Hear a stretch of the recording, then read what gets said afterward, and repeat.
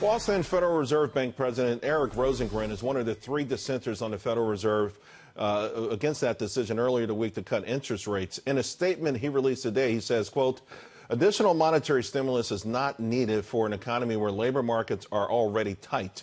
Edward Lawrence is here now with an exclusive interview with President Rosengren, his first interview since voting no on that rate cut on Wednesday. Edward. And Charles, we're going to get some insight into this. Joining me is Boston Federal Reserve President Eric Rosengren. I appreciate you being here. Thank you. The first question, obviously, is why? Why did you dissent? This is the second time you've dissented on a rate cut in two meetings. So why this time? So I'll start with where the economic conditions are. The unemployment rate is at 3.7%. That's a low unemployment rate, roughly as low as we've been over the last 40 or 50 years. So labor markets are quite tight. If we look at inflation, core CPI has been going up. If you look at Dallas Trim Mean, which is a way to take out outliers, that's right at 2%. Our inflation target is 2%, so we've been a little soft on core PCE, but nonetheless, we're pretty close to our 2% inflation target. So we have pretty good outcomes right now, and then the question is what's likely to happen going forward? And overall, most forecasters expect that to continue. For the end of the year, they're expecting the unemployment rate to go down a little bit, for inflation to go up a little bit. Those are economic conditions where we don't need additional accommodation. And finally, with each level of accommodation, we're now at a very accommodative monetary policy already. So we have a federal funds rate, which is a short-term rate that the Federal Reserve focuses on, and it's below 2%, which is our inflation target. It's also below 2.5%, which is where we think the federal funds rate ought to be in the longer run. So what's the cost, then, of more accommodation in your mind? So the cost is financial stability, and let me explain that a little bit. So if it was costless to lower interest rates, we should just lower interest rates to zero. How does it become costly? Well, when we change the price of credit, we're also changing the quantity of credit.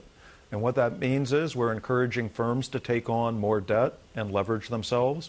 We're also encouraging households to take on more debt and leverage themselves.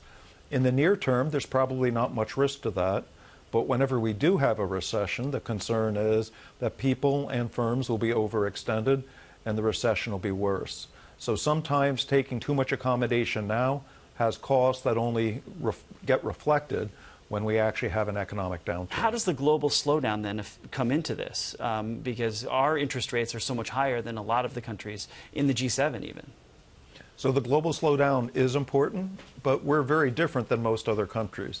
So if you look at Europe, Europe has a much higher average unemployment rate than the United States does. They don't have an unemployment rate around 3.7%. Japan, too, has had much lower inflation, and so their economy hasn't recovered the way our economy has. When we think about the importance of exchange rates, only about 11% of our economy is exports. So the main driver of our economy is consumption. Consumption's 70% of the economy.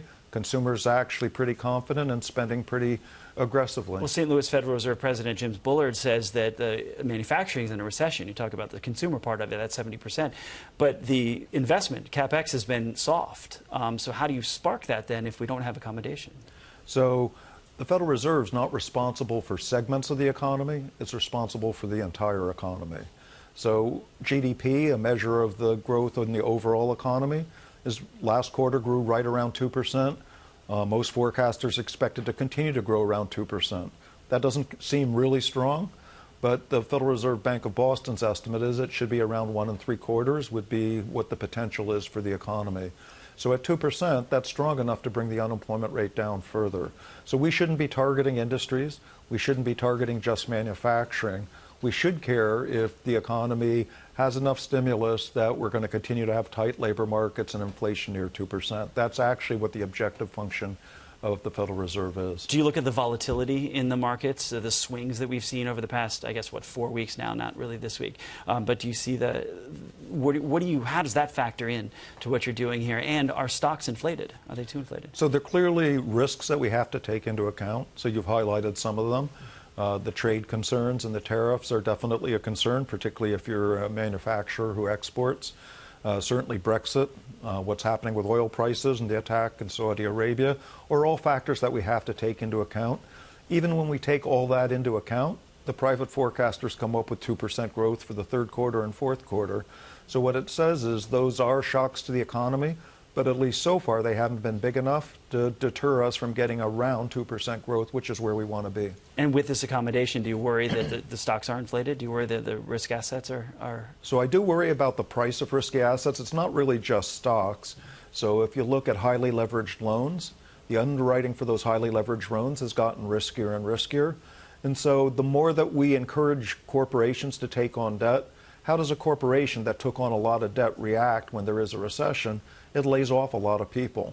So you don't want the corporate sector to be unduly leveraged, and right now the corporate sector is quite leveraged. Are there enough bullets in the gun, in the chamber, so to speak, to handle a downturn in the economy than where we are?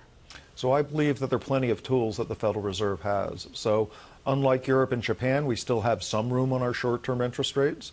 So we're at 1 3/4 to 2% now, so there's a little bit of space before we hit zero. Long-term rates are still well above zero, unlike where they are in Europe and Japan. So we have room to buy securities if we need to, and we can also use what's called forward guidance. So just quickly, another accommodation, another rate cut in your mind for the next meetings? So if you look at the financial pricing, they're expecting that it's quite possible that we might. In my own view, unless the economic conditions change, I don't think that would be warranted. I appreciate it. Thank you. Eric Rosengren, the Boston Federal Reserve President. Appreciate your time here. We will throw it back to you, Charles. You heard there might not be warranted another accommodation. The market is looking at possibly some of that, but still strong growth, as we heard here. Very, very persuasive argument there, Edward. Thank you very, very much. And for more on this interview with Boston's Fed President, go to foxbusiness.com.